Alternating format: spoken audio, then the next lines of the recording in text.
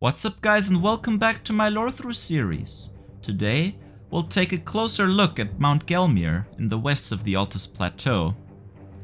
If you end up enjoying this video, don't forget to subscribe, as I make one of these every Thursday.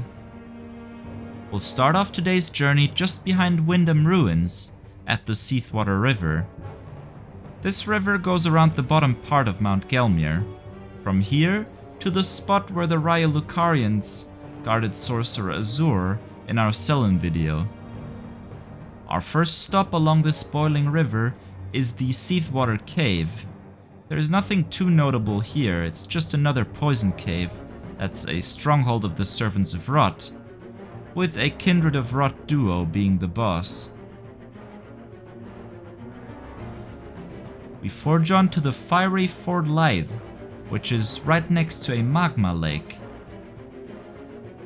This fort has been taken over by an alliance of fire monks and thorn sorcerers that we have met before in Liurnia of the Lakes, but initially hail from the mountaintops of the Giants, as the fire monks are guardians of the flame there. A spirit NPC from a Volcano Manor assassin is hiding on the roof and holds the Fire Scorpion charm. The fire monks who took over this fort are being led by a fire prelate who wields this giant flaming hot hammer which he drops.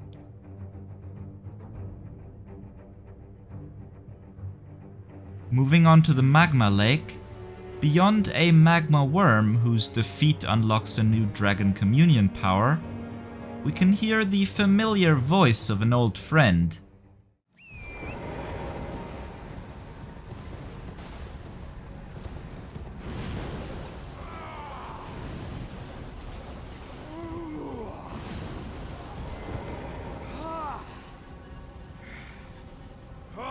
Mountain of fire, bake me in your flames.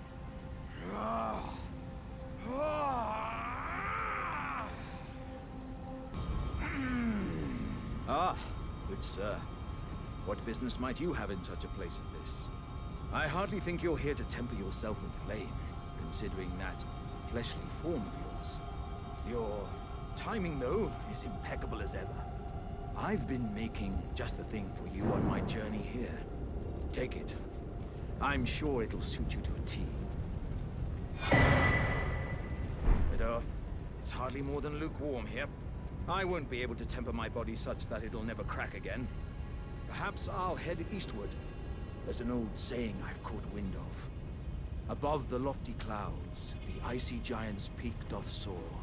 Here lieth the flame of ruin, which ever burning roars.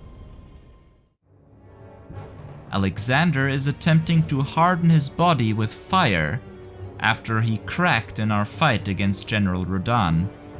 He doesn't seem to be satisfied with the results in Mount Gelmir's magma, so he now seeks the hottest flame of them all, the flame of ruin in the mountaintops of the Giants. Perhaps we'll meet him again once we get up there. We've already discussed the Hermit Village with its demi-human Raya-Lucarian alliance in our Elden video, so I will only quickly mention that you should definitely pick up the prattling pate "You're beautiful" that's located in here. You'll see why in the next episode. For now, let's move on to Upper Mount Gelmir, the much more important part of the region. We reach this upper half by heading west from Windmill Village across the Bridge of Iniquity, and find some of the most devastating scenes in all of the lands between. Mount Gelmir is quite clearly the stage of a brutal war, and one that has been going on for quite some time. Gideon can give us a bit of context to this war. The volcano, Mount Gelmir, lies in the west of the Altus Plateau, the realm of the Erd Tree. It was the stage of the most appalling battle in the entirety of the Shattering. Rykard has committed the grave sin of blasphemy, marking himself as an enemy never to be forgiven. Yes indeed, whatever blasphemous thing Rykard did, was such a grave offense to Leyndell that despite the fact they'd only just survived 2 consecutive sieges on their city, Morgoth still decided to attack Rykard's domain. This was notably the first and only offensive war started by Leyndell during the Shattering. After surviving Anastasia's invasion in the Corpse-stench shack, we climb up ladder by ladder in the battlefield, as the bridge after the Corpse-stench shack is broken. There we unravel all the devastation left by this most appalling of wars. The Leyndell forces do seem to control the ascent to Volcano Manor, as there isn't a single Gelmir soldier in sight. However, the soldiers' resolve seems to waver with each successive campsite, and at the final, or 9th Gelmir campsite, the Leyndell soldiers have already contracted frenzy. As always, wherever there's endless tragedy, hopelessness and despair, the flame of frenzy is not far. The sword monument here gives us more context about this war. While the Leyndell forces do control the ascent to the mountain, they were never able to launch a successful assault on Volcano Manor. On the other hand, as we've briefly discussed when talking about the spirit NPC in Volcano Manor, Gelmir soldiers and knights simply don't exist anymore. We can find further evidence of this in the Gelmir hero's grave, as there is the corpse of a Gelmir knight guarded by his bloodhound knight in one of the rooms there. This Gelmir knight armor reads, "It bears an emblem that none wear any longer, standing as it does for a lord that fell from lofty ambition into gluttonous depravity." As the lord lost its dignity, so too did these knights lose their master. As such, Volcano Manor is at this point only being defended by marionette soldiers and iron virgins. In short, it's true, this war really had no winner. By the way, the Gelmir's hero grave is also corrupted by a death root that can be collected from a chest after defeating the Red Wolf of the Champions boss. If you didn't manage it before, now is the time you should be powerful enough to subdue the Mad Garank, at which point you can give him the 2 next pieces of death root.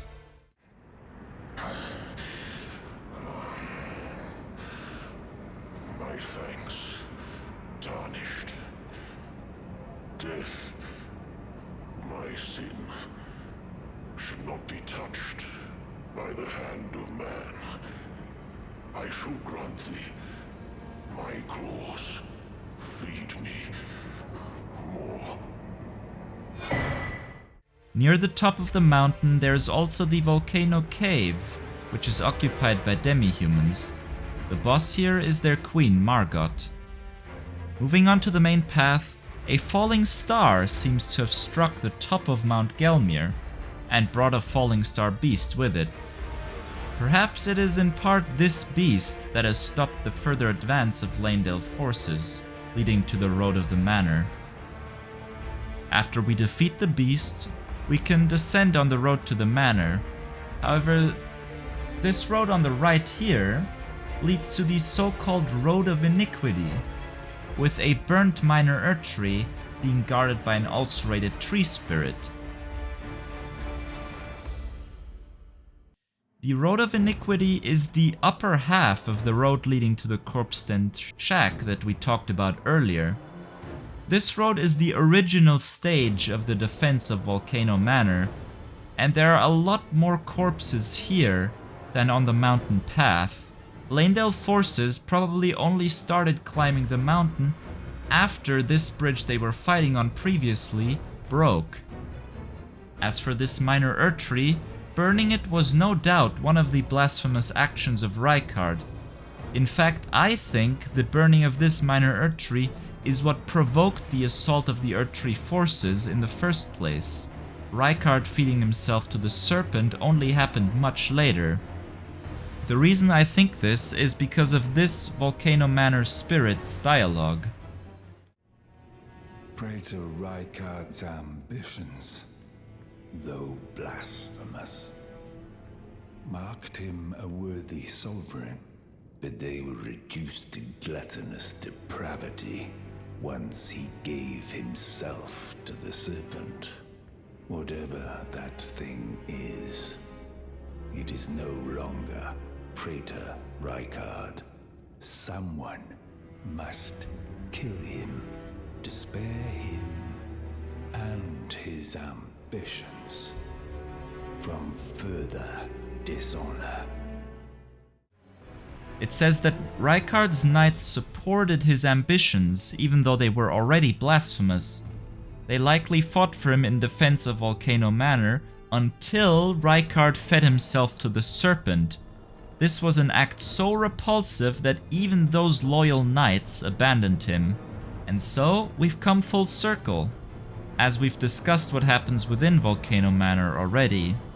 If you enjoyed this video, don't forget to like and subscribe, or leave a comment on what you think about my theory on the timeline of the Volcano Manor assault. Next time, it's finally time to enter the Golden Capital. I'll see you guys then. Bye bye!